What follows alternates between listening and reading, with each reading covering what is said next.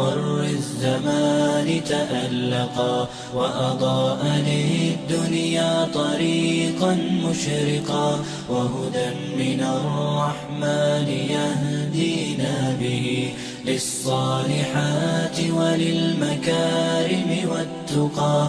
هذا كتاب الله أعذب منهل أنعم به من مورد لمن استقى. قد صانه رب العباد بحفظه، وحماه حتى لا يضيع ويخلقا. طوبى لمن حفظ الكتاب بصدره، فبدا وضيئا كالنجوم تألقا، وتمثل القرآن في أخلاقه وفعاله، فيه الفؤاد تعلقا، وتلاه في جنح الدجى متدبرا، والدمع من بين الجفون ترقرقا. هذه صفات الحافظين كتابه حقا، فكن بصفاتهم